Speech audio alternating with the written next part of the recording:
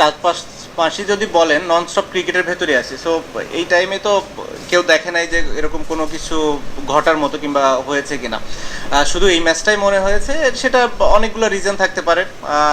একটা রিজন থাকতে পারে যে আমি এখানে লেট আসার কারণে স্বাভাবিকভাবে ওরকমভাবে ট্রেনিং করার সুযোগ পাইনি। দ্বিতীয় হতে পারে যেহেতু কাউন্টিতে আমি ওখানে অনেক ওভার বোলিং করেছি, এতদিন পরে এত বেশি ওভার বোলিং করার পরে মেবি বডি একটু টায়ার্ড ছিল, মেবি ফিঙ্গার একটু টায়ার্ড ছিল, স্ট্রেংথ একটু কমে গেছিলো। সো অনেক কিছুই হতে পারে, মেবি রিদমটা যেভাবে দরকার ছিল ওভাবে ছিল না। এই রিজনগুলোই নর্মালি আমি ফিল করি যে ছিল। মেবি আমার হয়তো অত ভালো মানে কি মানে ভালো বোলিং না করার পেছনে স্বাভাবিকভাবে যে কোনো ক্রিকেটার যদি বা তারা আশানুরূপ পারফরমেন্স না করে এরকম কথাগুলো উঠতেই পারে, এবং এটা খুবই স্বাভাবিক বলে আমি মনে করি। এটা অস্বাভাবিক কিছু না।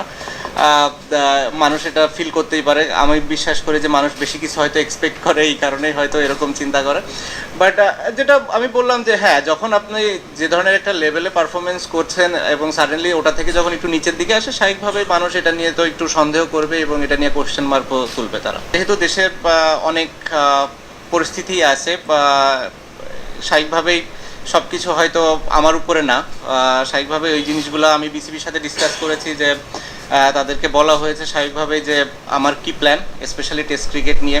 এই টেস্ট এবং হোম সিরিজ আমি মানে যেটা ফিল করেছিলাম যে আমার লাস্ট সিরিজ হবে টেস্ট ক্রিকেটে স্পেশালি। সো ওইটা নিয়ে আমার চিন্তা ছিল, এবং এভাবেই ফারুক ভাইয়ের সাথে এবং বোর্ডের সিলেক্টরদের সাথেও কথা বলা হয়েছে যে যদি সুযোগ থাকে, আমি যদি দেশে যেয়ে খেলতে পারি, মিরপুর টেস্ট হবে আমার জন্য লাস্ট, স্পেশালি টেস্ট ক্রিকেটে।